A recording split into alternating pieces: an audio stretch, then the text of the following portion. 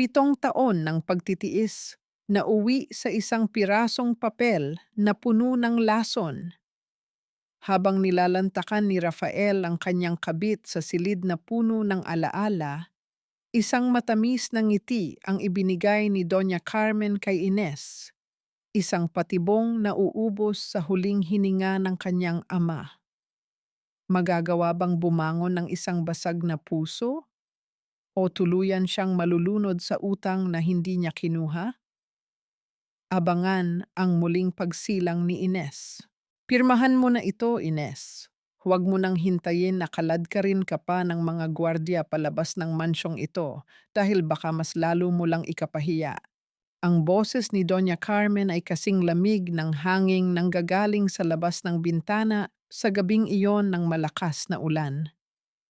Nakatayo ang matandang babae sa gitna ng sala, ang kanyang suot na mamahaling sutla ay kumikinang sa ilalim ng engrandeng chandelier, ngunit ang kanyang mga mata ay walang kahit anong kislap ng awa. Sa kanyang harapan, si Ines ay nakatayo ng nanginginig, hawak ang isang tray na may baso ng mainit na gatas na hinaluan niya ng kaunting pulot. Isang inuming inihanda niya dahil alam niyang sumasakit ang ulo ng kanyang biyenan tuwing bumabagyo. Ang init ng baso ay nanunuot sa kanyang mga palad, ngunit tila wala itong laban sa yelong unti-unting bumabalot sa kanyang buong pagkatao. Sa likuran ni Doña Carmen, nakaupo sa sofa ang kanyang asawa na si Rafael. Hindi man lang ito tumitingin sa kanya. Sa halip, abala si Rafael sa paghimas sa buhok ni Sofia, ang babaeng ilang buwan na niyang lihim na kinakasama, na ngayon ay buong tulasok na nakasandal sa balikat ng kanyang asawa sa loob mismo ng kanilang tahanan. Dahan-dahang nanghina ang mga daliri ni Ines. Ang tray na hawak niya ay unti-unting hiwalay sa kanyang mga kamay. Walang ingay ng pagkabasag ang narinig sa makapal na alpombra, ngunit ang gatas na tumapon ay tila sumasagisag sa 7 taon ng kanyang buhay na nasayang, maputi, malinis, ngunit ngayon ay dumi na lamang sa sahig ng mga montoro. Nanatiling nakapako ang kanyang paningin sa puting envelope na nasa ibabaw ng lamesa, ang dokumentong magtatapos sa lahat ng kanyang pangarap. Nararamdaman ni Ines ang bawat pintig ng kanyang puso, bawat tibok ay tila isang martilyong nagpapaduwag sa kanyang kaluluwa. Ang kanyang lalamunan ay tuyong-tuyo at ang bawat hininga ay parang paglunok ng mga bubog. Gusto niyang sumigaw, gusto niyang itanong kung bakit, ngunit ang tanging lumabas sa kanyang mga labi ay ang mabigat na katahimikan ng isang babaeng namatayan ng pag-asa. Ang kanyang paningin ay nagsimulang lumabo, hindi dahil sa luha, kundi dahil sa bigat ng katotohanang ang lahat ng kanyang pagsisikap na maging mabuting asawa at menugang ay binalewala ng isang iglap. Tila tumigil ang mundo para kay Ines habang pinagmamasdan ang kanyang asawa. Si Rafael, ang lalaking ipinangako siyang iibigin habang buhay, ay hindi man lang magawang harapin ang kanyang mga mata. Ang katahimikan ni Rafael ay mas masakit pa kaysa sa anumang sampal na maaari niyang matanggap. Bawat segundong lumilipas ay tila isang muikim na itinutusok sa kanyang dibdib. Dahan-dahan ngunit malalim ang sugat. Lumingon muli si Doña Carmen sa kanya. Ang isang sulok ng labi nito ay nakataas sa isang mapang-uyam na ngiti. Sabi ng matanda na parang nagbibigay lang ng payo tungkol sa panahon, na ang pag-alis daw ni Ines ay para rin sa ikabubuti ng lahat, dahil kailanman ay hindi siya naging karapat-dapat sa pangalang Montoro. Ang bawat salita ay tila isang hampas ng latigo na nag-iiwan ng marka sa kanyang pagkatao. Sa gitna ng kanyang pagkawasak, Isang alaala ang biglang pumasok sa kanyang isipan, ang mukha ng kanyang ama, si Mang Carlos, na buong pagmamalaking naghatid sa kanya sa altar 7 taon na ang nakalilipas. Ang mga kamay ng kanyang ama na magaspang dahil sa pagsasaka, ang mga matang puno ng katuwaan dahil akala niya ay mapapabuti ang kanyang anak. Paano niya sasabihin sa kanyang ama na ang lahat ng iyon ay isa lamang palang magandang panaginip na nauwi sa isang bangungot? Isang tanong ang paulit-ulit na umaaling-awngaw sa kanyang isipan, tila isang malungkot na himig na ayaw tumigil. Ito na nga ba ang katapusan ng lahat ng kanyang sakripisyo? Ang 7 taon ba ng pagtikis sa lahat ng pang-aalipusta ay sapat na para palitan lamang ng isang pirasong papel na maglalayo sa kanya sa lahat ng kanyang minahal? Samantalang sa labas ay patuloy ang pagngangalit ng bagyo, sa loob ng kanyang dibdib ay isang mas malakas na unos ang kasalukuyang sumisira sa huling hibla ng kanyang katatagan. Ines, iha, isipin mo naman ang kapakanan ng tatay mo. Gusto mo bang mamatay siyang sawi dahil sa kahihiyang idudulot mo sa pamilyang ito? Isang pirma lang at tapos na ang lahat ng gulo. Ang tinig ni Doña Carmen ay parang haplos ng pelus na may nakatagong mga tinik. Lumapit ang matanda kay Ines at hinawakan ang kanyang nanginginig na balikat. Sa bawat paglapit nito, ang amoy ng mamahaling pabango na lavender at expensive musk ay parang isang makapal na usok na sumasakal sa hininga ni Ines.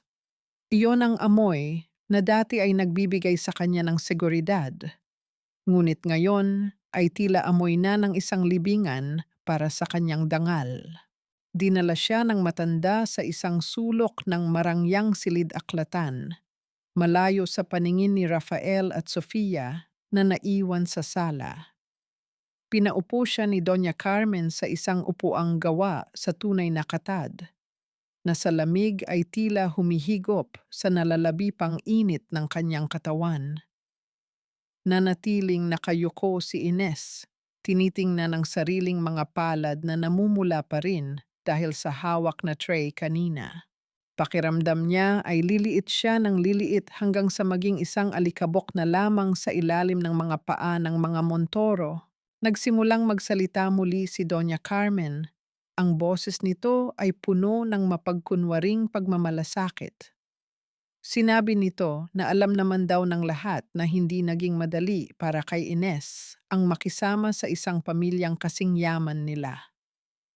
Binanggit nito ang lahat ng pagkakamali ni Ines, mula sa hindi tamang paghawak ng kubyertos noong unang gabi nito sa mansyon hanggang sa kawalan nito ng kakayahang magbigay ng tagapagmana kay Rafael. Ang bawat salita ay isang banayad na hagupit na nagpapaalala kay Ines na siya ay isang tagalabas, isang hamak na anak ng magsasaka na pinagbigyan lamang silongin.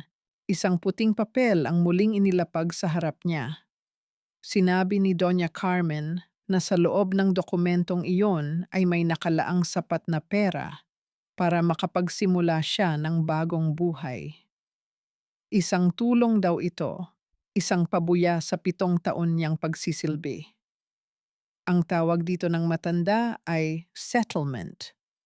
Ngunit para kay Ines, ito ay parang bayad sa isang aliping itatapon na dahil hindi na pakinabangan. Habang nagsasalita ang matanda, napansin ni Ines ang bintana kung saan dumadaloy ang tubig ulan. Ang bawat patak ay parang mga luha ng langit na nakikiramay sa kanyang paghihinagpis. Ang katahimikan sa loob ng silid ay mas nakakabingi kaysa sa dagundong ng kulog sa labas. Sa puntong iyon, tila nawawala na ang kakayahan ni Ines na mag-isip ng matuwid. Ang tanging naririnig niya ay ang tibok ng sariling puso na nagsasabing tumakas na siya sa sakit na ito. kahit pa ang kapalit ay ang pagtalikod sa lahat ng kanyang ipinaglaban. Ngunit ang pinakamatinding dagok ay nang banggitin ni Doña Carmen ang pangalan ng kanyang ama. Sinabi ng matanda na ang utang na loob ni Mang Carlos sa kanila, ang perang ginamit sa operasyon nito noong nakaraang taon, ay maari ng kalimutan kung pipirmahan ni Ines ang kasunduan. Ito ang pinakamalakas na alas ng mga Montoro. Ginagamit nila ang pagmamahal niya sa magulang bilang tali na hihila sa kanya patungo sa bitag.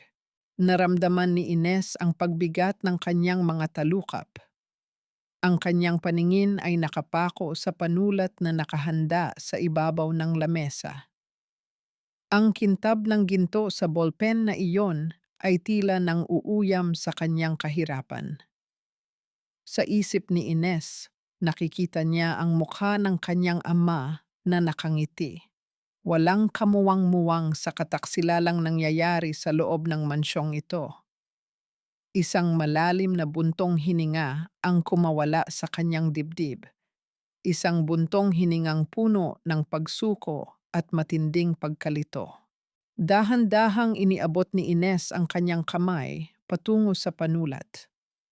Ang kanyang mga daliri ay nanginginig, tila may sariling isip na ayaw sumunod sa idinidikta ng kanyang biyenan. Habang ang dulo ng panulat ay dahan-dahang lumalapit sa puting papel, isang kakaibang pakiramdam ang gumapang sa kanyang batok.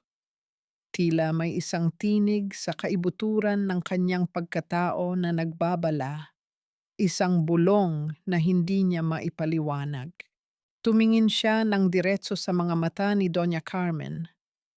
Ang matanda ay nakatitig sa kanya ng may halong pananabik at tagumpay. Sa mga matang iyon, walang pag-ibig, walang pagkakaibigan, kundi purong pangungutya lamang.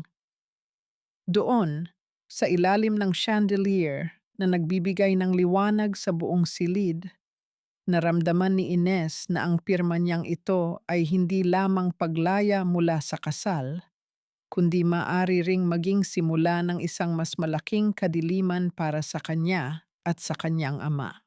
Pirmahan mo na ito, Ines. Muling udyok ni Doña Carmen. Ang tinig ay mas naging mapilit. Gawin mo ito para sa katahimikan ng iyong ama bago pa malaman ng buong bayan ang tungkol sa iyong pagkabigo bilang asawa. Huminto si Ines sa harap ng isang maliit na bahay na gawa sa kahoy at kawayan.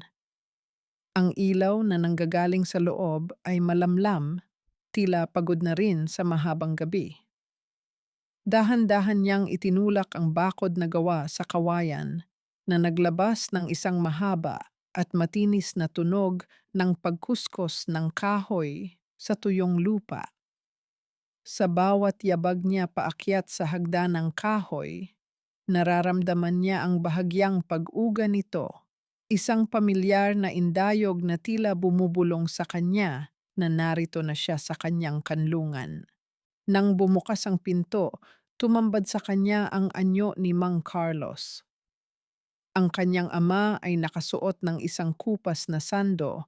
Ang mga balikat ay tila mas lalong bumagsak kumpara noong huli silang magkita. Ang buhok nito ay halos puti na lahat at ang mga kulubot sa kanyang mukha ay tila mga guhit ng isang mapait na kasaysayan. Pagkakita sa anak, binitawan ni Mang Carlos ang hawak na tulyasin ng pagkain para sa mga alagang manok. Walang tanong, walang panunumbat. Ang tanging nakita ni Ines sa mga mata ng kanyang ama ay ang wagas na pagtanggap.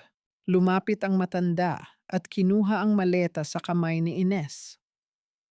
Ang mga daliri ni Mang Carlos ay magaspang, puno ng mga kalyong bunga ng ilang dekadang pakikipagbuno sa lupa, ngunit ang haplos nito sa balikat ni Ines ay kasing gaan ng isang balahibo. Walang salitang lumabas sa kanilang mga labi, ngunit ang bawat tingin ay puno ng pag-unawa. Dinala siya ng ama sa kusina kung saan ang amoy ng bagong saing na kanin at piniritong tuyo ay nagsilbing gamot sa kanyang kumakalam na sikmura at nanghihinang espiritu.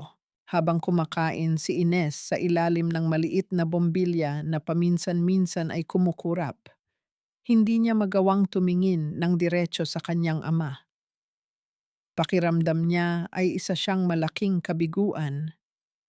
7 taon siyang itinuring na prinsesa ng baryo dahil nakapag-asawa ng isang Montoro, ngunit heto siya ngayon, bumalik na sugatan at talunan. Ang bawat subo ng simpleng pagkain ay tila bumabara sa kanyang lalamunan, hindi dahil sa hirap lumunok, kundi dahil sa bigat ng lihim na kanyang dinadala. Isang sandali ng katahimikan ang namayani sa maliit na hapagkainan. Ang tanging naririnig ay ang paminsan-minsang paghampas ng pakpak ng mga gamo-gamo sa mainit na bombilya. Dito, sa gitna ng kahirapan, naramdaman ni Ines ang isang uri ng kapayapaan na kailanman ay hindi niya naramdaman sa piling ni Rafael. Ngunit ang kapayapaang iyon ay panandalian lamang. Napansin niya ang isang nakatuping papel sa ibabaw ng lumang radyo ng kanyang ama, isang papel na may selyo ng isang bangko. Nang malalim na ang gabi at akala ni Mang Carlos ay tulog na ang kanyang anak, nanatiling gising si Ines sa loob ng kanyang maliit na silid. Ang dingding na gawa sa sawali ay manipis lamang, kaya naman malinaw niyang naririnig ang bawat galaw sa labas. Narinig niya ang mahinang tinig ng kanyang ama na may kausap sa lumang cellphone. Ang boses ni Mang Carlos ay nanginginig, puno ng pagsusumamo na tila humihingi ng karagdagang panahon. "Maawa na po kayo," ang pabulong na pakiusap ng kanyang ama. "Huwag niyo muna kaming paalisin. Wala na kaming mapupuntahan ng anak ko. Konting panahon pa, makakabayad din ako sa lupang ito." Napatakip ng bibig si Ines para pigilan ang isang malakas na hikbi. Ang bawat salita ng kanyang ama ay tila isang matalim na kutsilyong humihiwa sa kanyang puso. Napagtanto niya na ang pamilyang Montoro ay hindi lamang siya pinagtaksilan bilang asawa, kundi tila may mas malalim at mas madilim na plano ang mga ito na idadamay pati ang huling ari-arian ng kanyang ama. Ang lupang kinatatayuan nila ngayon, ang lupang pinagbuhusan ng pawis ni Mang Carlos, ay nasa bingit na ng kapahamakan. Ito lang ba ang halaga ng 7 taon ko? Bulong ni Ines sa sarili habang hinahaplos ang magaspang na gilid ng mga papel.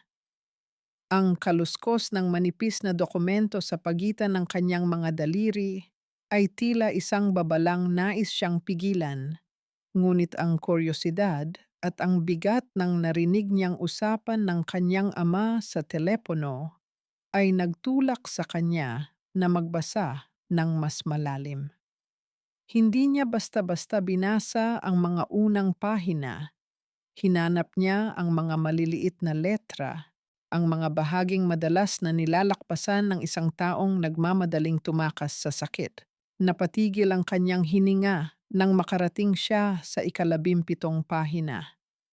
Sa ilalim ng isang pamagat na tila napaka-inosente, miscellaneous obligations, ay nakasulat ang klausula bilang 17. Ang bawat salita ay tila isang tinik na tumutusok sa kanyang mga mata.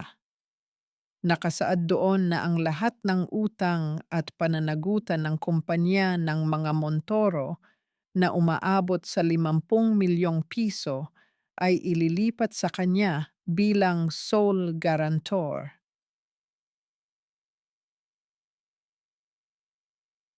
Ang kanyang mga kamay ay nagsimulang manginig ng husto, sapat na para halos mabitawan niya ang lampara sa tabi ng kanyang higaan.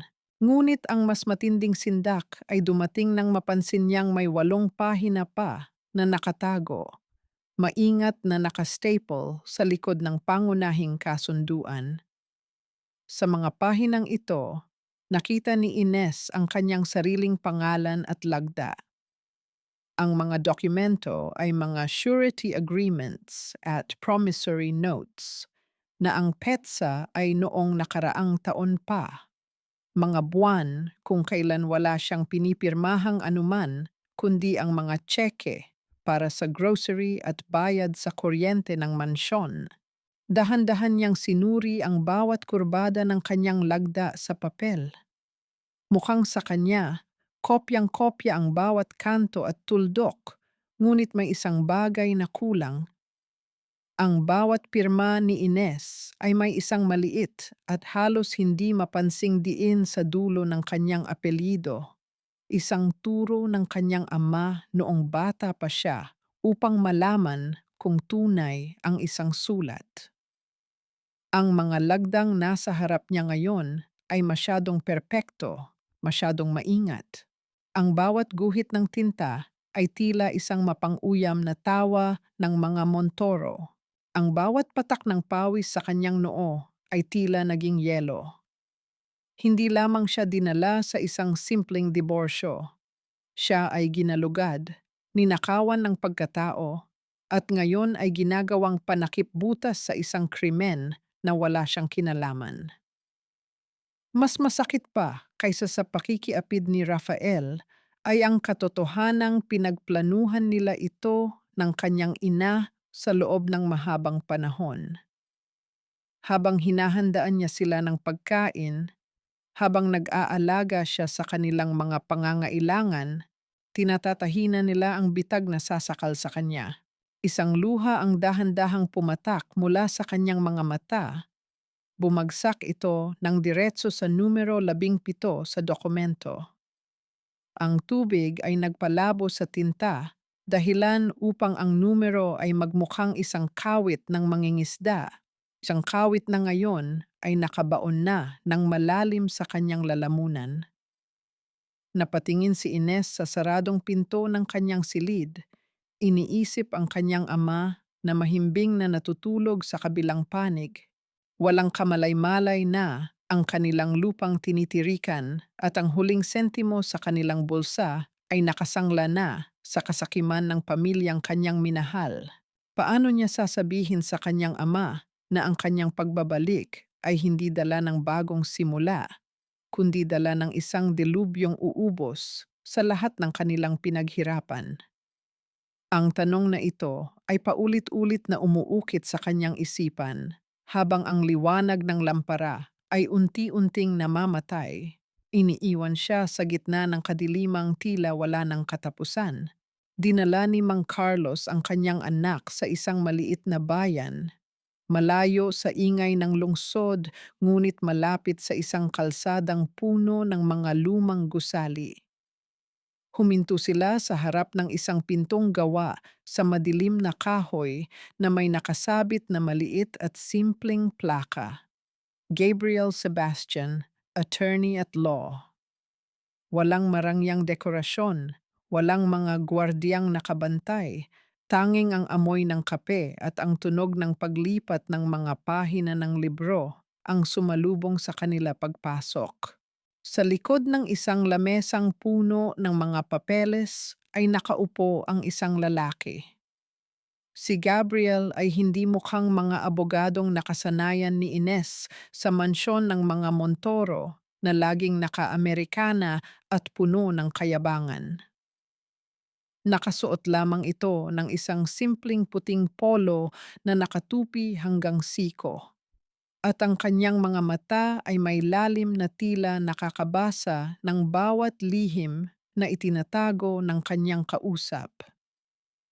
Nang tumayo siya upang batiin sila, naramdaman ni Ines ang isang kakaibang aura ng kalmado at kapanatagan, isang bagay na matagal na niyang hinahanap. Maupo kayo, Mang Carlos, ang malumanay na paanyaya ni Gabriel. Ang kanyang boses ay parang isang baritono na dahan-dahang pumapawi sa kaba sa dibdib ni Ines. Inilapag ni Mang Carlos ang envelope sa lamesa, At sa loob ng ilang minuto, ang tanging maririnig sa silid ay ang dahan-dahang pagbuklat ni Gabriel sa mga pahina. Walang ekspresyon ng kanyang mukha, ngunit ang bawat galaw ng kanyang mga daliri ay maingat at puno ng respeto sa bawat dokumentong kanyang hinahawakan. Napansin ni Ines na nagsimulang manginig ang kanyang sariling mga kamay habang hinihintay ang hatol ng abogado. Hindi niya namalayan na may isang luha na namang dahan-dahang kumawala sa kanyang mga mata. Nang hindi nagsasalita at hindi tinitingnan si Ines ng diretso upang hindi ito mahiya, kumuha si Gabriel ng isang malinis na panyo mula sa kanyang bulsa at dahan-dahang inilapag ito sa tabi ng kamay ng babae. Ang simpleng kilos na iyon ay nagdala ng isang init sa puso ni Ines, isang pakiramdam na sa wakas may isang taong nakakakita sa kanyang sakit nang walang halong panghuhusga. Ang mga pirma rito, ang unang sabi ni Gabriel matapos ang mahabang katahimikan, ang kanyang paningin ay nakapako sa 8 pahinang itinago ni Doña Carmen. Masyadong perpekto para maging totoo. May kakaibang pattern ang tinta na hindi natural sa isang taong mabilisang pumipirma. Tumitingin siya kay Ines ngayon. Ang kanyang mga mata ay tila nagtatanong kung handa na ba siyang lumaban. Nang banggitin ni Mang Carlos ang pangalan ng pamilyang Montoro, napansin ni Ines ang isang panandaliang pagbabago sa mukha ni Gabriel. Ang kanyang mga panga ay bahagyang humigpit at ang kanyang mga mata ay nagkaroon ng isang matalim na kislap na tila may isang malalim at lumang galit na muling nagising. Ngunit sa isang iglap, bumalik ang kanyang kalmado, bagaman mayroon ng mas matinding determinasyon sa kanyang boses. Huwag kang mag-alala, Miss Ines. Ang sabi ni Gabriel, ang kanyang boses ay tila isang pangako na nakaukit sa bato. Ang mga Montoro ay maaring may pera, ngunit ang bawat kasinungalingan ay may lamat. At ang lamat na iyon ang gagamitin natin para gibain ang pader na itinayo nila sa paligid mo. Tumingin si Ines kay Gabriel at sa unang pagkakataon matapos ang mahabang panahon ng kadiliman, nakita niya ang isang maliit na sinag ng pag-asa. Hindi na lamang ito tungkol sa utang o sa diborsyo. Ito ay tungkol sa muling pagbawi sa kanyang buhay na ninakaw ng mga taong akala niya ay pamilya. Habang papalabas sila ng opisina, naramdaman ni Ines ang bigat ng panyo ni Gabriel sa kanyang palad. Isang panyong hindi lamang para sa kanyang mga luha, kundi isang simbolo ng isang bagong kakampi sa gitna ng digmaang ito. Dahan-dahang ipinaliwanag ni Gabriel ang bawat detalye. Ang kumpanya ng mga Montoro ay matagal na palang naghihingalo. Ang karangyaan, ang mga party, at ang mga mamahaling gamit na nakita ni Ines sa loob ng 7 taon ay isa lamang palang makintab na balat na nagtatago sa nabubulok na laman sa loob. Si Rafael, sa likod ng kanyang pagiging ideal husband sa harap ng publiko, ay nilustay ang pondo ng kumpanya sa mga sugalan sa labas ng bansa at sa mga maling negosyo. 50 milyong piso. Ang pag-uulit ni Gabriel, ang kanyang daliri ay nakaturo sa isang pulang numero na tila isang bukas na sugat sa papel. Iyan ang halaga ng butas na kailangang takpan. At ang 8 pahinang pinapirmahan nila sa iyo ng patago, iyon ang kanilang tanging paraan para maisalba ang kanilang sarili habang ikaw ang itinatapon sa kulungan. Naramdaman ni Ines ang biglang paglamig ng kanyang mga dulo ng daliri. Ang kanyang puso ay tila isang ibon na nakakulong sa isang masikip na hawla, pilit na kumakawala, ngunit lalong nasasaktan sa bawat paghampas. Naalala niya ang bawat gabing hinintay niya si Rafael hanggang madaling araw Ang bawat pag-aalaga niya kay Doña Carmen tuwing ito ay nagkukunwaring may sakit. Ang lahat ng iyon, ang bawat sakripisyo at pagtitiis, ay bahagi lamang pala ng isang mas malaking estratehiya. Hindi siya minahal bilang asawa, inalagaan siya bilang isang sacrificial lamb. Ang galing nila, di ba? Ang pait na bulong ni Ines. Ang kanyang boses ay nanginginig sa pagitan ng galit at matinding pait. Pinagmukha nila akong tanga.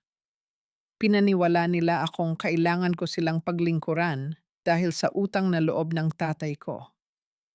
Pero ang totoo, sila pala ang may kailangan sa akin para hindi sila mabulok sa kahihiyan.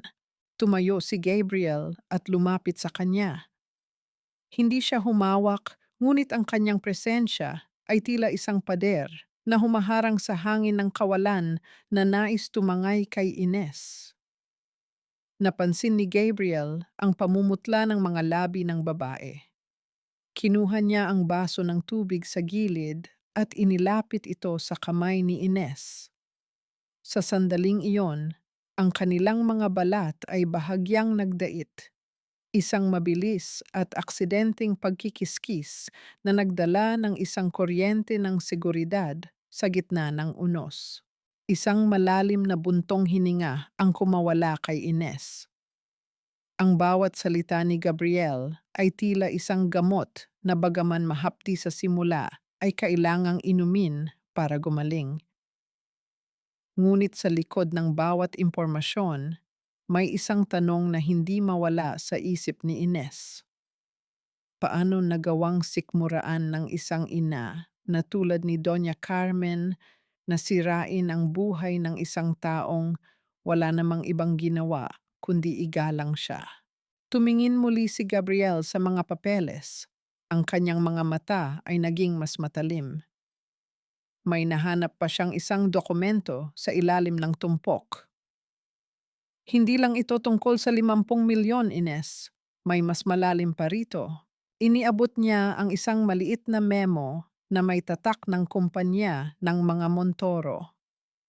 Nakasulat doon ang isang petsa na tumutugma sa araw na isinagawa ang operasyon ng ama ni Ines.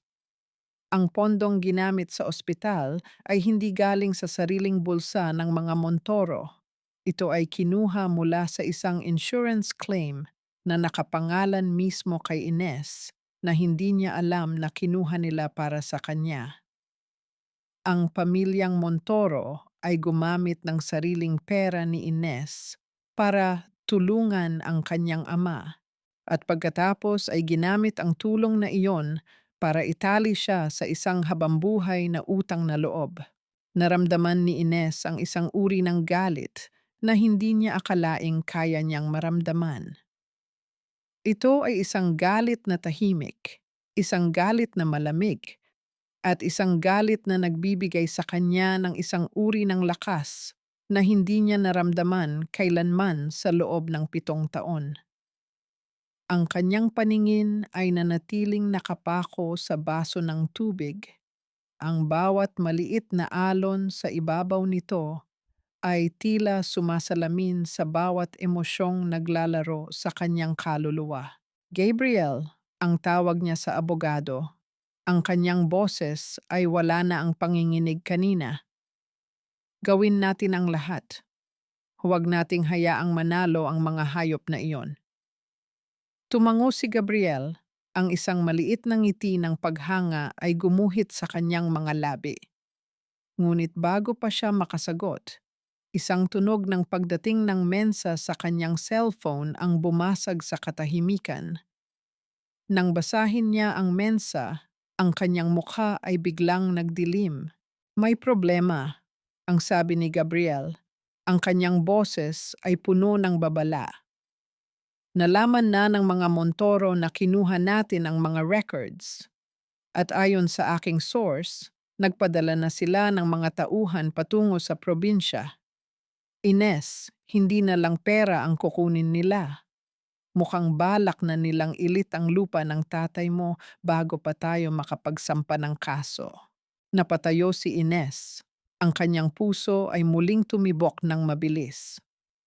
Ang huling sinag ng araw ay tuluyan ng naglaho, iniiwan ang silid sa ilalim ng malamlam na liwanag ng mga fluorescent lights. Tila isang babala na ang laban ay nagsisimula pa lamang sa gitna ng kadiliman. Bumukas ang pinto ng sasakyan at lumabas ang isang anyo na kilalang kilala ni Ines hanggang sa kaliit-liitang detalye ng kanyang tindig. Si Rafael. Nakasuot ito ng isang mamahaling polo na tila hindi nababagay sa maputik na paligid at ang kanyang mukha ay bakas ng pagod at inis.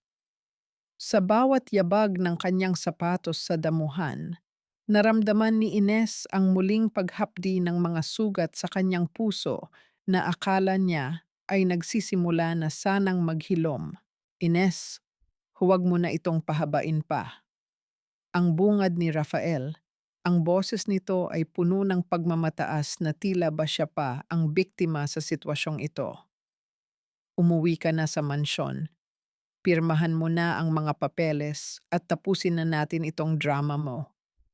Look at this place, Ines. Do you really want to stay here in the mud when you can live comfortably? Tumingin si Ines sa kanyang asawa. Ang lalaking dati ay tinitingnan niya ng may buong pag-ibig. Ngayon ay tila isang estranghero na lamang na may dalang lason sa bawat salita. Napansin ni Ines ang panginginig ng kanyang sariling mga tuhod, ngunit pinilit niyang tumayo ng tuwid sa harap ng kanilang maliit na hagdanan. Ang amoy ng mamahaling sigarilyo ni Rafael ay humalo sa simoy ng sariwang hangin, isang amoy na nagpapaalala sa kanya ng lahat ng kasinungalingang pinaniwalaan niya sa loob ng 7 taon. Hindi ako babalik, Rafael, ang sagot ni Ines. Ang kanyang boses ay mahina, ngunit may isang uri ng determinasyon na ngayon lamang narinig ng kanyang asawa. Alam ko na ang lahat. Alam ko na ang tungkol sa klausula bilang 17. Alam ko na ang ginawa ninyo sa mga pirma ko. Nagbago ang ekspresyon sa mukha ni Rafael. Ang pagiging kampante nito ay napalitan ng isang madilim na kislap sa mga mata. Humakbang siya ng mas malapit, sapat na, para maramdaman ni Ines ang init ng hininga nito. Sa sandaling iyon, tila bumalik ang lahat ng takot ni Ines. Ang pakiramdam na siya ay maliit, walang halaga, at laging nasa ilalim ng kapangyarihan ng mga Montoro. Huwag kang magmalinis, Ines. Ang pasigaw na sabi ni Rafael, ang kanyang mga panga ay nagngangalit. Sino ang maniniwala sa iyo? Isang anak ng magsasaka laban sa pamilya ko? Isipin mo ang tatay mo. Isang tawag ko lang sa bangko. Bukas na bukas din ay wala na kayong matitirhan. Is that what you want? To see your father begging on the streets because of your pride? Dahan-dahang lumabas si Mang Carlos mula sa loob ng bahay. Ang kanyang mga mata ay puno ng lungkot habang nakatingin sa kanyang manugang. Ngunit bago pa makapagsalita ang matanda, isang-isa pang anyo ang lumitaw mula sa dilim sa gilid ng bahay. Si Gabriel. Ang abogado ay dahan-dahang lumapit. Ang kanyang mga kamay ay nasa bulsa ng kanyang pantalon, ngunit ang kanyang presensya ay tila isang matibay na pader na humarang sa pagitan ni Rafael at ni Ines. Ang pananakot ay isang tanda ng kahinaan, Mr. Montoro, ang kalmadong sabi ni Gabriel. Ang kanyang boses ay parang isang malamig na tubig na pumatay sa apoy ng galit ni Rafael. At ang paggamit sa isang matandang lalaki para makuha ang gusto mo ay hindi lamang kahinaan, ito ay isang malaking kahihiyan. Lumingon si Rafael kay Gabriel. Ang kanyang mga mata ay nanliit sa galit. At sino ka naman? Isang probinsyanong abogado? Huwag kang makialam sa usapang pamilya. Hindi na ito usapang pamilya simula nang balakin ninyong nakawin ang huling pag-aari ng mga taong ito. Ang sagot ni Gabriel, ang kanyang boses ay nananatiling mahinahon, ngunit may talim na tila isang espada. Naka-record ang bawat salitang binitawan mo ngayon, Rafael, at bawat banta mo ay gagamitin namin laban sa iyo sa korte. Naramdaman ni Ines ang isang kakaibang lakas nang tumayo si Gabriel sa tabi niya. Ang bigat sa kanyang dibdib ay tila bahagyang gumaan. Tumingin si Rafael sa kanila. Ang kanyang mukha ay namumula sa hiyang hindi niya maipaliwanag. Wala siyang nagawa kundi ang bumalik sa kanyang sasakyan. Ngunit bago isara ang pinto, nag-iwan siya ng isang huling tingin na puno ng pagbabanta. Hindi pa ito tapos, Ines. Ang huling hirit ni Rafael bago humarurot ang sasakyan paalis. Iniiwan silang muli sa gitna ng alikabok at katahimikan. Nang mawala na ang liwanag ng mga headlight, naramdaman ni Ines ang biglang panghihina ng kanyang katawan. Napahawak siya sa braso ni Gabriel para hindi matumba. Ang init ng balat ng abogado sa kanyang palad ay nagbigay sa kanya ng isang uri ng seguridad na hindi niya kailanman naramdaman kay Rafael. Ngunit sa likod ng tagumpay na iyon, nakita niya ang kanyang ama na nakaupo sa hagdan. Ang mga kamay ay nakatakip sa mukha, tahimik na umiiyak sa kahihiyang idinudulot ng digmaang ito. Nagising si Ines ng mas maaga kaysa sa nakasanayan dahil sa bigat ng kanyang mga panaginip. Paglabas niya sa kusina, napansin niya ang isang lumang dokumento sa ibabaw ng lamesa, isang kasulatan ng bilihan ng lupa na may mga bakas ng mantsa ng kape at tila natuyo ng luha. Ang kanyang puso ay tila piniga nang makita ang pangalan ng kanyang ama sa tabi ng salitang nagbebenta.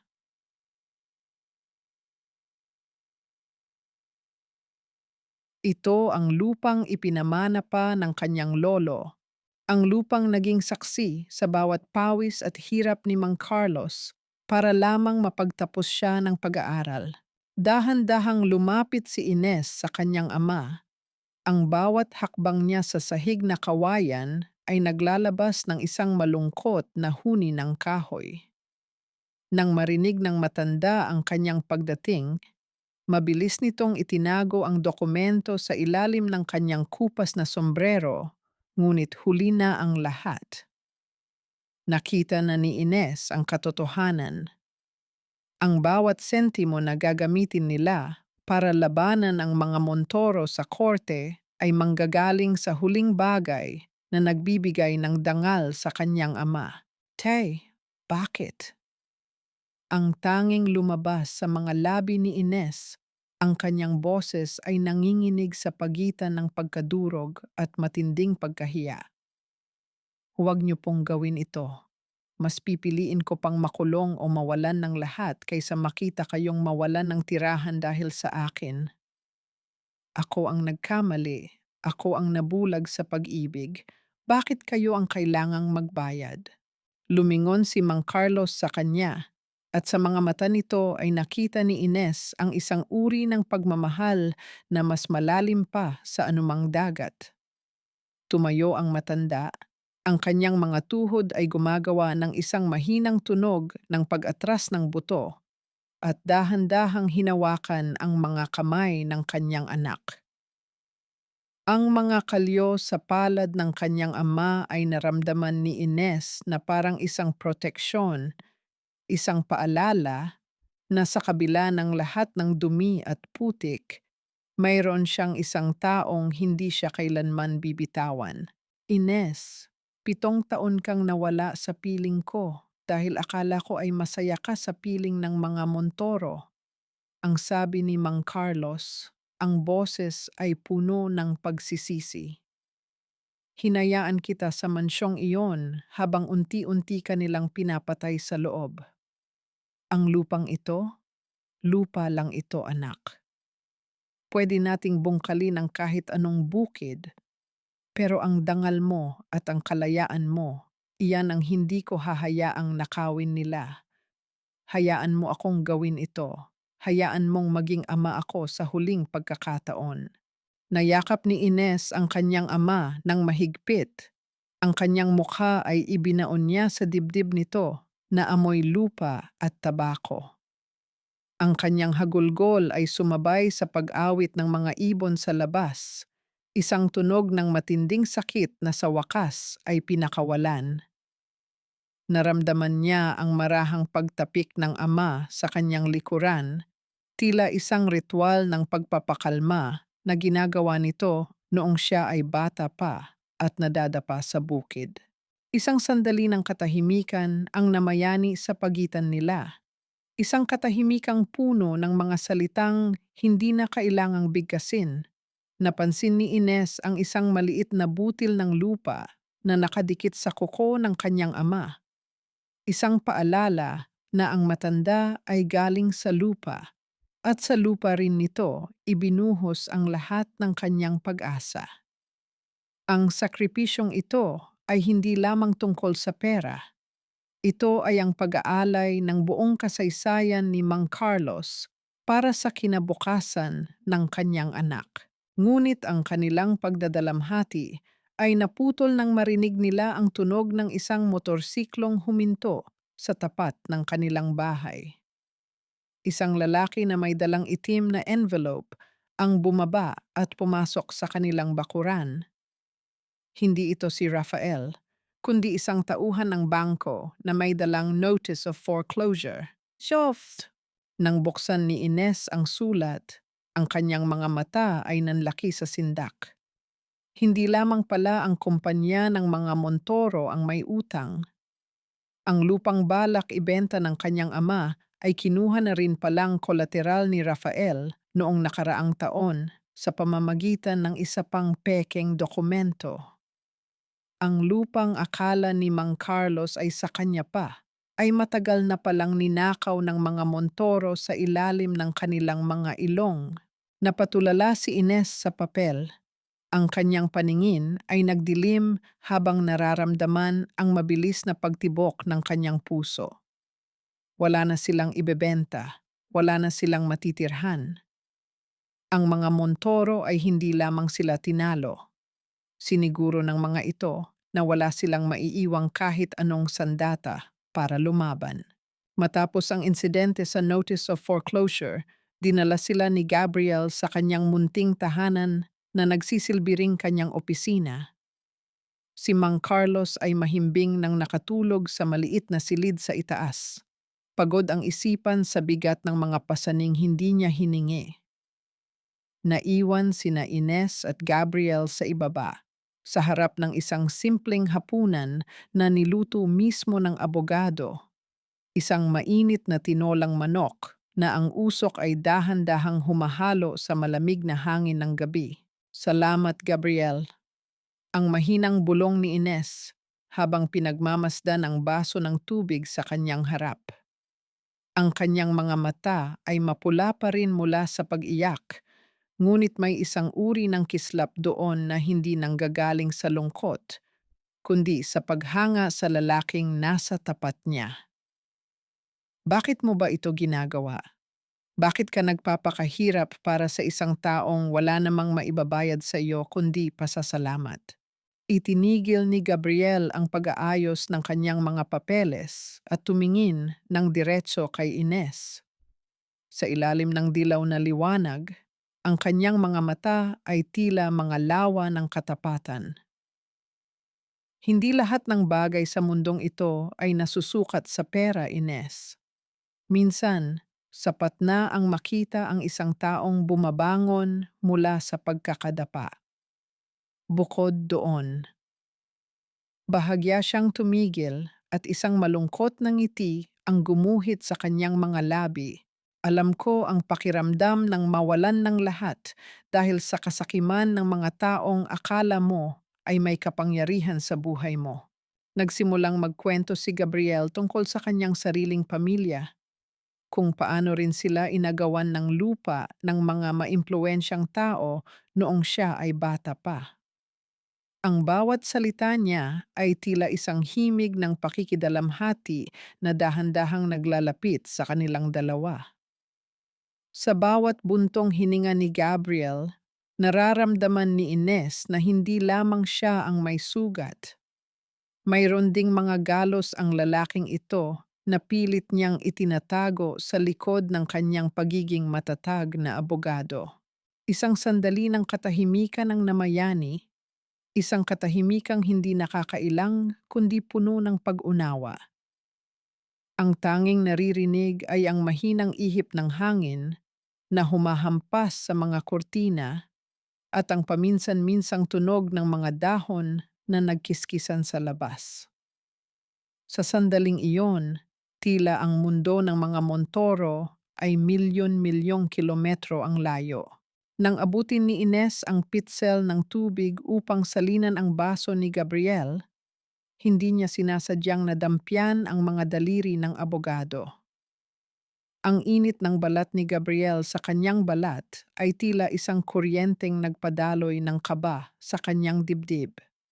Isang kaba na matagal na niyang hindi naramdaman, isang kilig na akala niya ay namatay na kasabay ng kanyang tiwala sa pag-ibig. Hindi agad inalis ni Gabriel ang kanyang kamay. Sa halip, hinayaan niya ang sandaling iyon na magtagal ng ilang segundo, sapat na upang magtagpo ang kanilang mga paningin sa isang pangakong hindi na kailangan pang bigkasin. Nandito ako, Ines. Ang pabulong na sabi ni Gabriel, ang boses ay puno ng emosyong tila pinipigilan. Hindi kita bibitawan hanggat hindi mo nababawi ang lahat ng ninakaw nila sa iyo. Higit pa sa lupa, higit pa sa pera, ang iyong dangal. Ngumiti si Ines, isang maliit at mahiyain na ngiti na tila isang unang bulaklak na sumisibol matapos ang mahabang taglamig. Naramdaman niya ang dahan-dahang pagtibok ng kanyang puso sa isang bagong ritmo, hindi dahil sa takot, kundi dahil sa pag-asa. Ngunit ang katahimikan ng gabi ay biglang nabasag nang may marinig silang isang malakas na tunog ng pagpreno ng sasakyan sa tapat ng opisina. Isang itim na envelope ang inihagis mula sa bintana ng sasakyan at bumagsak ito ng diretso sa pintuan ni Gabriel. Nang pulutin ito ni Gabriel at basahin ang laman, ang kanyang mukha ay biglang nagbago.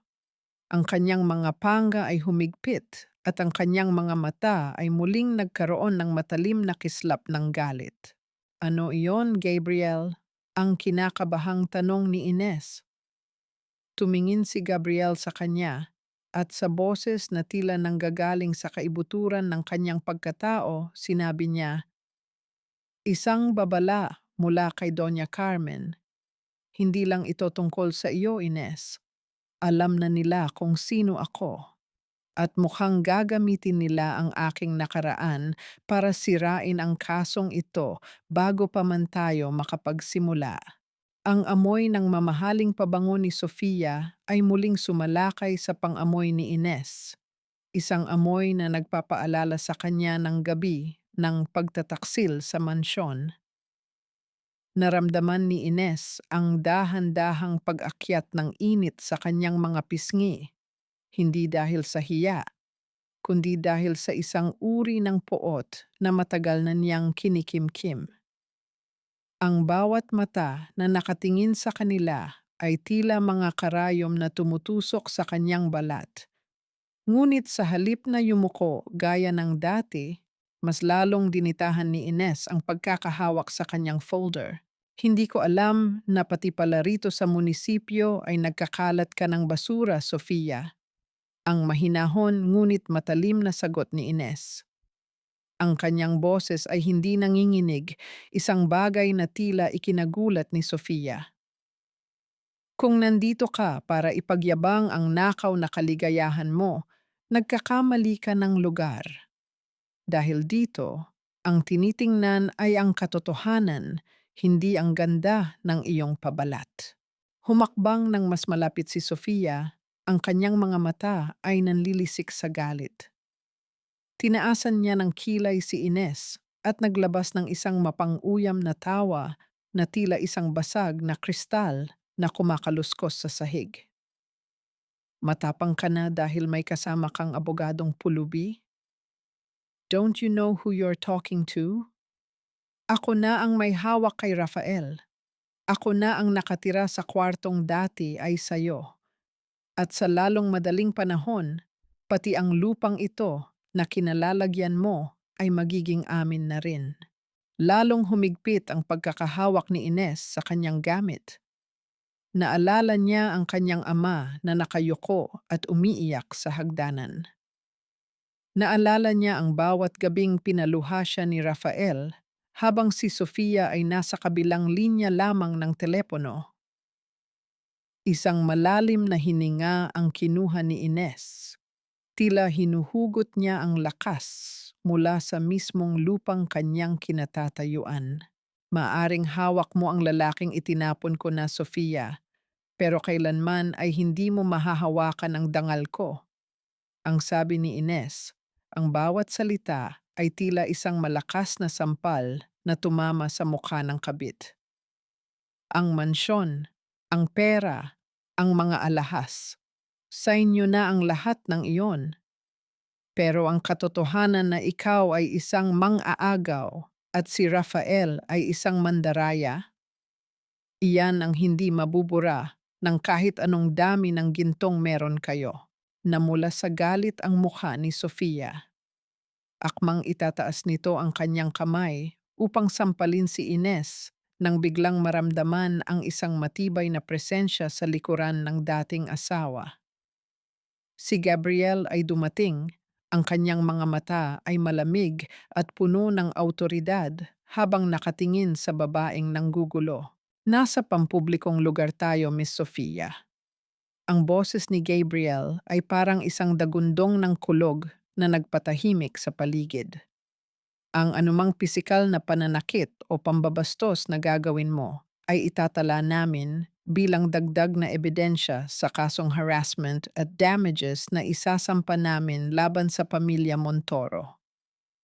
Gusto mo bang simulang mabulok sa kulungan bago ka pa man makasal sa lalaking ipinagmamalaki mo? Napaatras si Sofia. Ang kanyang kumpiyansa ay tila isang kastilyong buhangin na gumuho dahil sa isang malakas na alon. Tiningnan niya si Gabriel nang may halong takot at pandidiri, ngunit hindi na siya nakapagsalita pa. Sa huling pagkakataon, binalingan niya si Ines ng isang matalim na tingin bago tumalikod at naglakad palayo habang ang tunog ng kanyang matutulis na takong ay tila isang mabilis na pag-atras ng isang talunang sundalo. Naiwan si Ines na bahagyang nanginginig ang mga kamay, ngunit sa unang pagkakataon, naramdaman niyang ang kanyang likuran ay tuwid. Isang golden moment ang namayani nang kuhanin ni Gabriel ang folder mula sa kanyang kamay at dahan-dahang pinunasan ang mantsa ng pawis sa noo ni Ines gamit ang kanyang sariling panyo. Ang paghaplos na iyon ay hindi lamang para sa pawis. Ito ay isang tahimik na pagkilala sa katapangang ipinakita ni Ines. Hindi ka na ulit luluhod sa harap nila, Ines. Ang bulong ni Gabriel, ang boses ay puno ng paghanga. Ngunit habang naglalakad sila palabas ng munisipyo, napansin ni Ines na may isang sasakyan na kanina pa nakasunod sa kanila. Isang itim na sasakyan na walang plaka, dahan-dahang gumagapang sa dilim ng kalsada. At bago sila makarating sa kanilang destinasyon, isang malakas na tunog ng pagpreno ang narinig nila sa kanto at isang pamilyar na tinig mula sa loob ng sasakyan ang tumawag sa pangalan ni Gabriel na tila may dalang isang lihim na hindi dapat marinig ni Ines. Huminto sila sa harap ng isang maliit at lumang dampa na halos balot na ng mga gumagapang na baging. Ang amoy ng tuyong dahon at nagnanaknak na lupa ay nanunuot sa paligid. Dito nakatira si Aling Marta, ang matandang mayordoma na nagsilbi sa mga Montoro sa loob ng 3 dekada bago ito biglang tinanggal ni Doña Carmen nang walang malinaw na dahilan ilang linggo matapos lumayas si Ines. Nang bumukas ang pinto, tumambad ang isang matandang babae na ang mga mata ay puno ng sindak. Ang bawat kulubot sa mukha ni Aling Marta ay tila isang mapa ng mga lihim na pilit niyang ibinaon sa limot. Nang makita niya si Ines, ang kanyang mga labi ay nanginginig at ang hawak niyang gasera ay bahagyang gumaralgal, nagpapakalat ng malilikot na anino sa sahig na kawayan. Bakit kayo nandito? Ang pabulong na tanong ni Aling Marta, ang kanyang boses ay tila isang tuyong dahon na hinihipan ng hangin. Mapanganib ang ginagawa ninyo. Kung malalaman ni Doña Carmen na narito kayo, hindi niya tayo titigilan. Lumapit si Ines at dahan-dahang hinawakan ang mga kamay ng matanda. Ang lamig ng balat ni Aling Marta ay tumagos sa kanyang mga palad, isang lamig na nanggagaling sa matinding takot. Aling Marta, kayo na lang ang pag-asa ko. Nakita niyo ang lahat, hindi ba? Nakita niyo ang ginawa nila sa mga dokumento noong gabi bago nila ako pinalayas. Isang sandali ng katahimikan ang namayani kung saan ang tanging naririnig ay ang malayo at malungkot na huni ng isang tuko. Tila may malaking digmaan sa loob ng kalooban ni Aling Marta. Napatingin ang matanda kay Gabriel na nakatayo malapit sa pinto, tila isang bantay na handang sumaklolo sa anumang oras.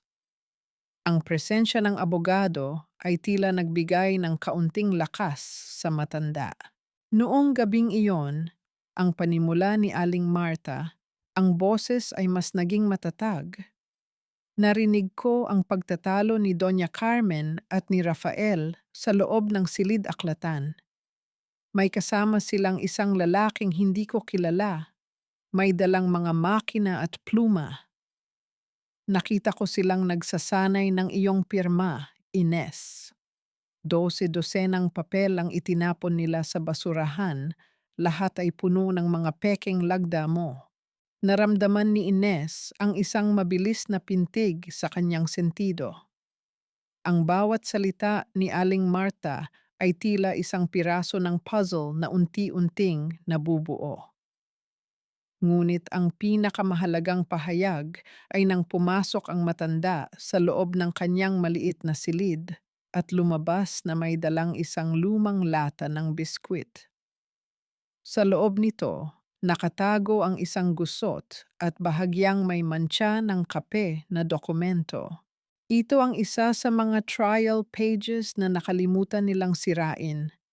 Ang sabi ni Aling Marta habang iniabot ang papel kay Gabriel. Itinago ko ito dahil alam kong darating ang araw na kakailanganin mo ito, Ines. Dahil kahit kailan, hindi ka naging masamang tao sa amin sa mansyon. Isang golden moment ang namayani ng yakapin ni Ines ang matanda. Ang amoy ng Vicks at lumang tela ni Aling Marta ay nagpaalala sa kanya na sa gitna ng kadiliman ng mga Montoro, mayroon pa ring mga taong may mabuting kalooban. Ang ebidensyang ito, ang dokumentong nagpapakita ng pag-eeksperimento sa kanyang pirma, ay ang huling pako sa kabaong ng mga kasinungalingan ni Rafael. Ngunit bago pa sila makapagpasalamat, ang katahimikan ng gabi ay muling nabasag ng tunog ng mga yabag sa labas. Ang mga tuyong dahon ay lumalangit-ngit sa ilalim ng mabibigat na sapatos. Isang anino ang dumaan sa bintana at ang liwanag ng isang malakas na flashlight ay tumama ng diretso sa mukha ni Gabriel. Ibigay niyo sa amin ang papel na iyan, attorney, kung ayaw ninyong maging huling gabi niyo na ito sa mundong ito. Ang boses na nanggaling sa labas ay hindi kay Rafael, kundi isang mas malalim at mas mapanganib na tinig. Isang boses na tila nanggagaling sa madilim na nakaraan ni Gabriel. Dahan-dahang gumapang si Ines sa madamong bahagi ng likod bahay. Ang mga damo ay matatalim, humahaplos sa kanyang mga binti at nag-iiwan ng maliliit na gasgas, ngunit hindi niya alintana ang sakit. Ang kanyang buong atensyon ay nakapako sa envelope na hawak niya, ang ebidensyang nagkakahalaga ng kanyang kalayaan. Sa di kalayuan, narinig niya ang tunog ng isang matigas na bagay na tumama sa katawan, sinundan ng isang mahinang daing na pamilyar sa kanya. Si Gabriel. Pinilit ni Ines na manatiling tahimik sa likod ng malaking puno ng santol. Ang kanyang hininga ay pigil. Ang kanyang puso ay parang tambol na nais bumutas sa kanyang dibdib. Sa gitna ng dilim, nakita niya ang mga anino na nagtutunggali. Si Gabriel, kahit na outnumbered, ay nakikipaglaban ng may kakaibang husay. Bawat galaw ay kalkulado, bawat iwas ay presiso. Ngunit ang mga lalaking sumugod sa kanila ay hindi mga ordinaryong tauhan lamang. Sila ay mga propesyonal na sanay sa karahasan. Wala kayong makukuha sa akin. Ang sigaw ni Gabriel, ang kanyang boses ay nanginginig sa pagod ngunit puno ng poot. Sa isang sandali ng kalituhan, nakita ni Ines ang pagkakataon. Kumuha siya ng isang malaking sanga mula sa lupa at buong lakas na inihagis ito sa direksyon ng isang lalaking nakatutok ang baril kay Gabriel. Ang pagtama ng sanga sa lalaki ay nagdulot ng sapat na gulo upang makatakas si Gabriel mula sa pagkakasakal. Hindi nag-atubili ang abogado. Agad niyang kinuha ang kamay ni Ines at mabilis silang humarurot patungo sa kanilang sasakyan na nakatago sa di kalayuan. Ang pagtakbo nila sa gitna ng kadiliman ay parang isang habambuhay na paglalakbay. Ang bawat paghinga nila ay puno ng alikabok. Ang bawat hakbang ay naglalabas ng tunog ng pagkabali ng mga tuyong sanga sa ilalim ng kanilang mga paa. Nang makasakay sila sa sasakyan at paandarin ito, naramdaman ni Ines ang pagod na unti-unting lumalamon sa kanyang buong katawan. Ang kanyang mga kamay, na hawak pa rin ng envelope, ay nanginginig ng hindi mapigil. Nang makalayo na sila at tila wala nang sumusunod, huminto si Gabriel sa gilid ng kalsada. Ang kanyang puting polo ay may bahid na ng dugo sa balikat at ang kanyang mukha ay puno ng mga gasgas. Tiningnan niya si Ines ng may pag-aalala. Ang kanyang mga mata ay naghahanap ng anumang sugat sa katawan ng babae. "Ayos ka lang ba?" tanong ni Gabriel. Ang kanyang boses ay nagbago mula sa pagiging matapang patungo sa pagiging malambot at puno ng malasakit. Hindi sumagot si Ines. Sa halip, dinaluhong niya ng yakap ang lalaki, isang yakap na puno ng pasasalamat at takot. Ang bawat luha na pumapatak mula sa kanyang mga mata ay tila naghuhugas ng lahat ng takot na kanyang naranasan sa loob ng 7 taon. Sa sandaling iyon, sa loob ng maliit na espasyo ng sasakyan na pinaliligiran ng katahimikan ng gabi, ang kanilang mga puso ay nagtagpo sa isang pagkakaunawaan na hindi na nangangailangan ng salita. "Hindi na tayo pwedeng bumalik sa probinsya," ang pabulong na sabi ni Gabriel habang hinahaplos ang buhok ni Ines. "Bukas, ilalabas natin ang ebidensyang ito sa harap ng publiko. Ito na ang katapusan ng kapangyarihan nila, Ines. Pagkatapos nito, malaya ka na." Ngunit habang nakayakap si Ines, Isang pamilyar na tunog ang umalingaw sa kanyang isipan, ang boses ni Doña Carmen noong huling pagkakataon na nagkita sila. Hindi pa ito tapos. Alam ni Ines na sa pagbukas ng araw bukas, ang giyera ay hindi pa natatapos. Bagkus, ito ay papasok na sa pinakamadugo at pinakamapanganib na yugto nito. At habang nakatingin siya sa kawalan, naramdaman niya ang isang pangakong tumubo sa kanyang puso. Bukas, ang mga Montoro ang luluhod sa harap ng hustisya. Sa harap ng mga abogado ng pamilya Montoro, nakaupo sina Doña Carmen at Rafael. Ang mukha ng matanda ay blanco, isang maskara ng kapangyarihan na tila hindi natitinag ng anumang akusasyon. Si Rafael naman ay hindi makatingin ng diretso kay Ines. Ang kanyang mga mata ay pabalik-balik sa mga dokumentong hawak ni Gabriel. Sa likod nila, naroon ang mga mamamahayag na sabik na naghihintay sa bawat galaw na gagawin ng magkabilang panig. Ang kasong ito ay isang malaking kasinungalingan. Ang simulang pahayag ng abogado ni Doña Carmen, ang kanyang boses ay puno ng kayabangan habang itinuturo ang direksyon ni Ines. Wala tayong nakikitang sapat na ebidensya para siraan ang dangal ng isang pamilyang kasing tanyag ng mga Montoro. Tumayo si Gabriel. Ang bawat galaw ay may taglay na tiwala sa sarili na nagpatahimik sa buong silid. Inilabas niya ang dokumentong nakuha nila kay Aling Marta, ang papel na nagpapakita ng pag-e-eksperimento sa lagda ni Ines. Inilatag niya ito sa mesa ng hukom, kasabay ng isang forensic report na nagpapatunay sa pandaraya.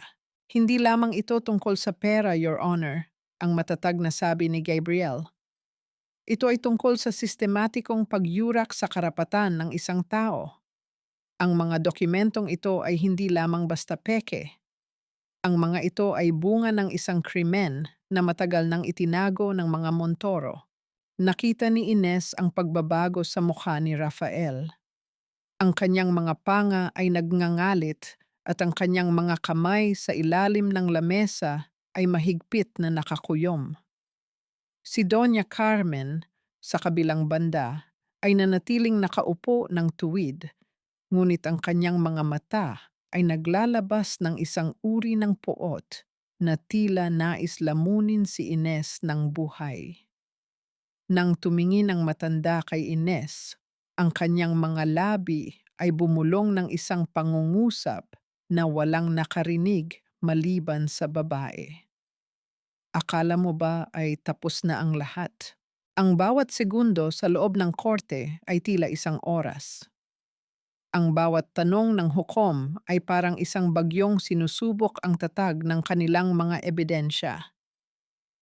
Nang tumayo si Aling Marta sa witness stand, ang kanyang boses ay bahagyang nanginginig ngunit malinaw na nagkukwento tungkol sa mga gabing nakita niya ang pandaraya.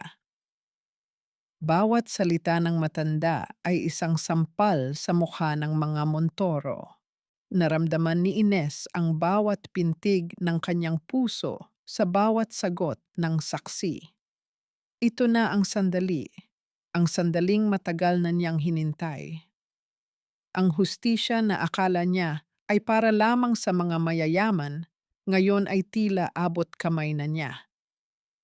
Sa gitna ng tensyon, tumingin si Ines kay Rafael. Sa unang pagkakataon, hindi siya nakaramdam ng sakit o lungkot. Nakaramdam siya ng awa. Awa para sa isang lalaking ang buong buhay ay nakadepende sa kasinungalingan at sa kapangyarihan ng kanyang ina.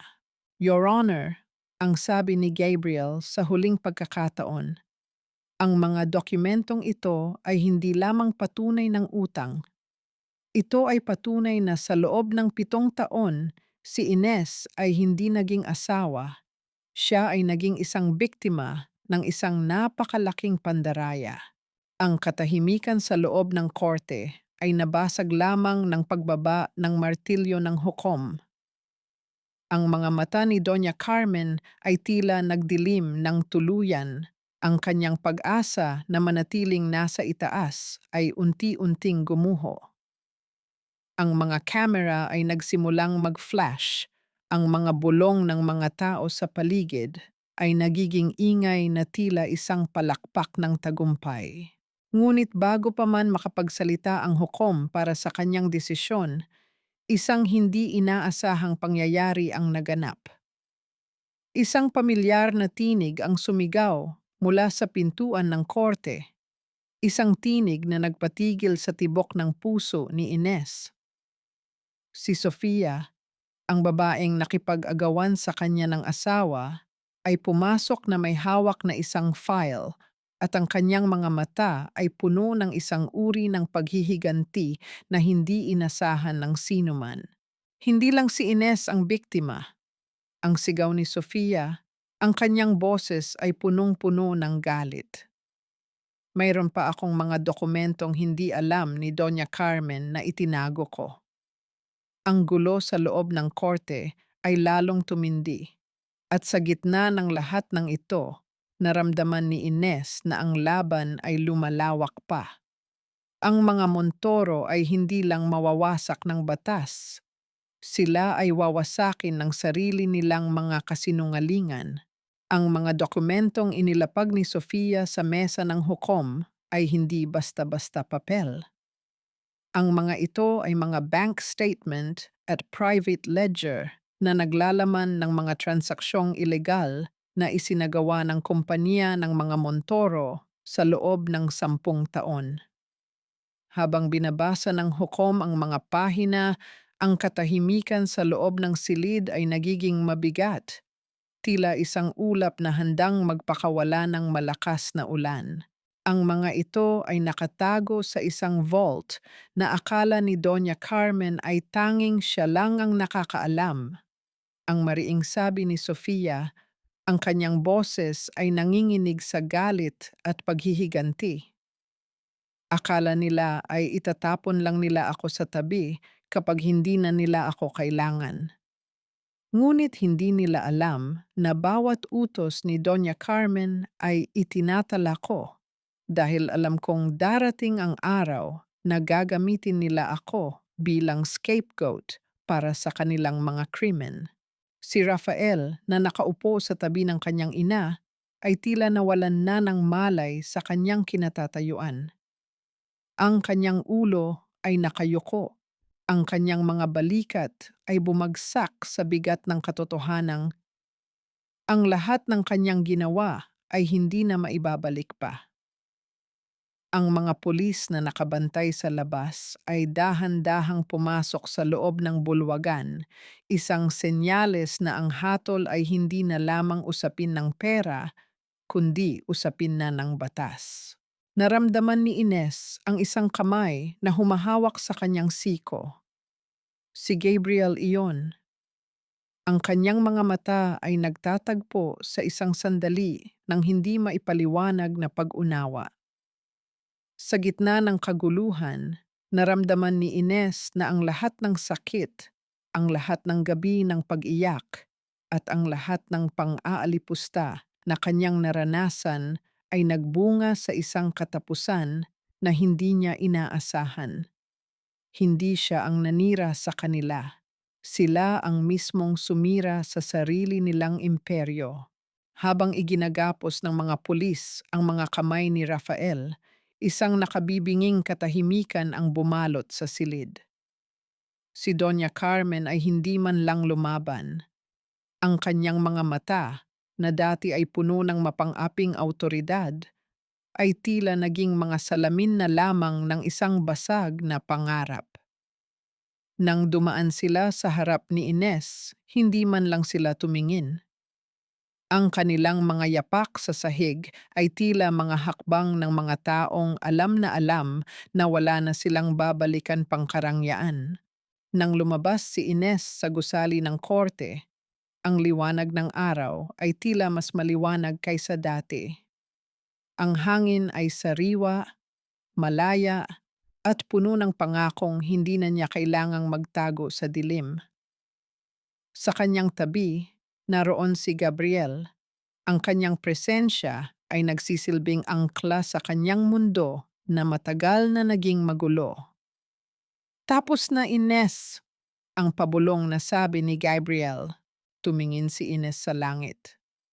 Ang mga ulap ay tila unti-unting naglalaho, nagbibigay daan sa isang asul na langit na walang bahid ng anumang unos. Hindi siya nakaramdam ng kasiyahan sa pagbagsak ng mga montoro. Ang naramdaman niya ay isang uri ng kapayapaan na kailanman ay hindi niya akalaing makakamit. Ang bawat piraso ng kanyang pagkatao na nawala sa mansyon ay unti-unti nang bumabalik sa kanya, at sa pagkakataong ito, hindi na niya hahayaang may sino man na humawak sa kanyang kinabukasan. Ang mga mamamahayag ay sumusugod sa kanila, nagtatanong tungkol sa bawat anggulo ng kaso, ngunit hinawakan ni Gabriel ang kamay ni Ines at dinala ito sa kanilang sasakyan. Sa loob ng sasakyan, habang unti-unting lumalayo ang gusali ng korte sa kanilang paningin, napansin ni Ines ang isang maliit na sobre sa dashboard. Ito ay mula sa kanyang ama, isang maikling mensahe. "Nakauwi na ako, anak. Hihintayin kita sa ating tahanan." Isang ngiti ang gumuhit sa labi ni Ines. Ang bahay na iyon, kahit gaano pa kaliit, ay ang tanging lugar na tatawagin niyang tunay na tahanan. Isang lugar kung saan walang mga kondisyon, walang mga kasinungalingan, at higit sa lahat, walang takot na bumabalot sa bawat pintig ng kanyang puso.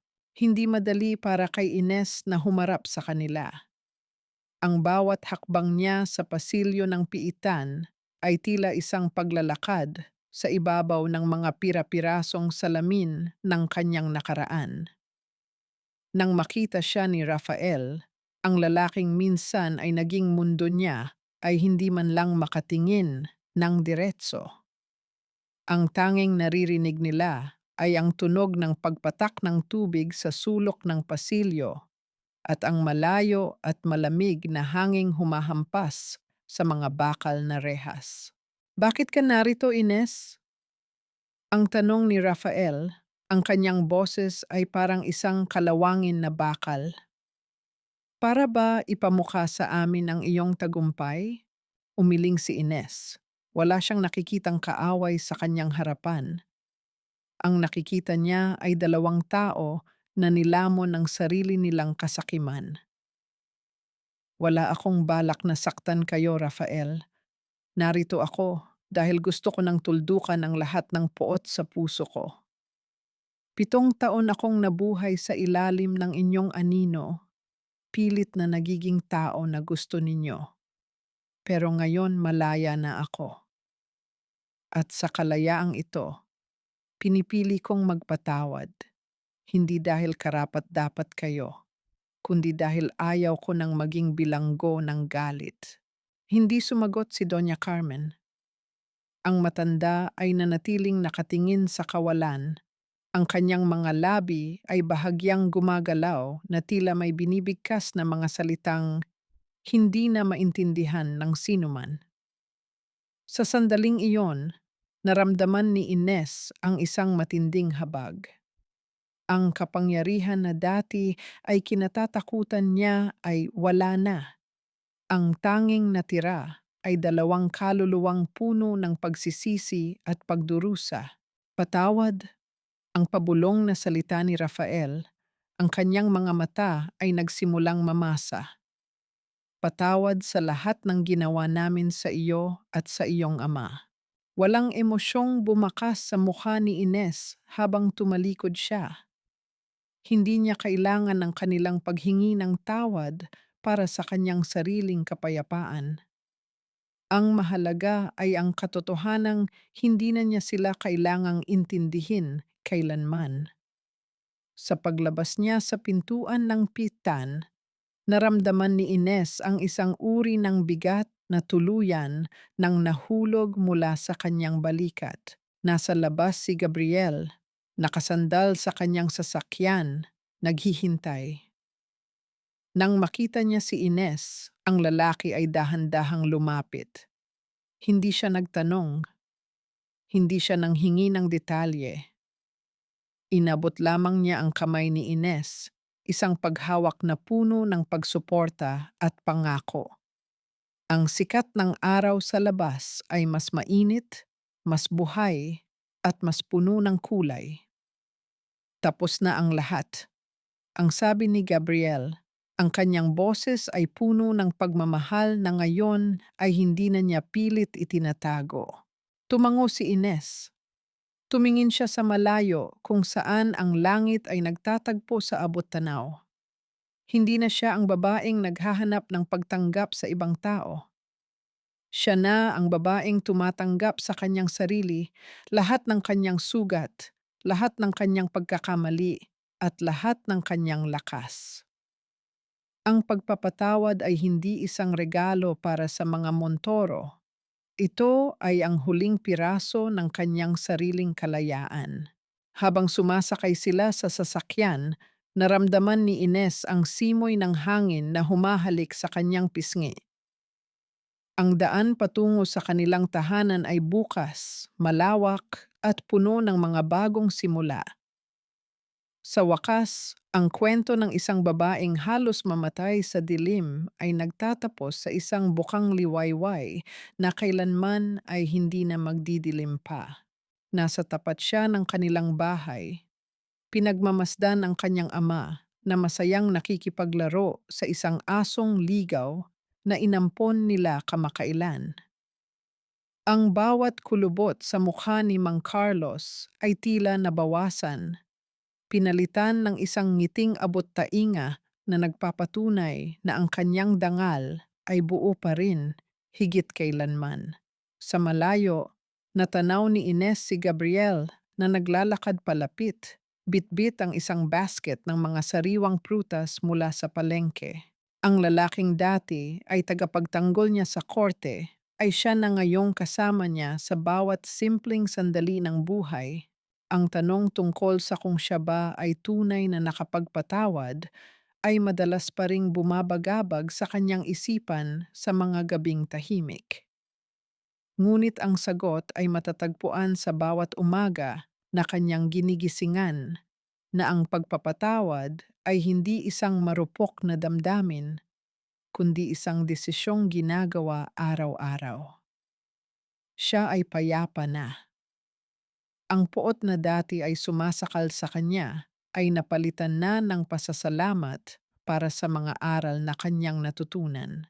Ang buhay niya ngayon ay hindi na nakadepende sa paghahanap ng pagkilala ng ibang tao, kundi sa pagyakap sa sarili niyang halaga. Nang makalapit si Gabriel, hinawakan nito ang kamay ni Ines at hinalikan ito ng marahan. Ano ang iniisip mo? Tanong nito sa isang boses na puno ng pag-aaruga. Iniisip ko lang, sagot ni Ines habang nakatingin sa abot-tanaw kung saan ang araw ay dahan-dahang lumulubog, nagbibigay ng mga kulay ng ginto at kahel sa buong palayan, na ang bawat sugat na natamo ko ay naging pintuan para sa aking kalayaan. Hindi ko na kailangan ng mansyon para maging masaya. Dito, sa tabi ninyo at sa sarili kong pagkatao, nahanap ko ang lahat ng kailangan ko. Ang aral na iniwan ng kanyang karanasan ay simple ngunit malalim. Ang tunay na lakas ng isang babae ay hindi nasusukat sa kung gaano kalaki ang kanyang pasensya sa pagtitiis sa maling pagtrato, kundi sa lakas ng loob na tumayo at magdesisyon para sa sariling kinabukasan. Ang pag-ibig, kung ito ay totoo, ay dapat nagpapalaya, hindi nagkukulong. At ang hustisya, bagaman matagal dumating, ay hindi kailanman nabibigo sa mga taong may paninindigan. Habang ang gabi ay dahan-dahang bumabalot sa kanilang tahanan, ang mga ilaw sa loob ay nagsimulang magningning, Tila mga bituin na bumaba sa lupa upang magbigay ng init sa isang pamilyang binuo ng pagmamahal at katotohanan. Tapos na ang digmaan. Ang mga luhang dati ay naging mitya ng kanyang pagkadurog, ay naging ulan na nagbunga ng isang matamis at mapayapang buhay. Sa dulo ng lahat ng ito, hindi si Ines ang natalo. Siya ang tunay na nagwagi.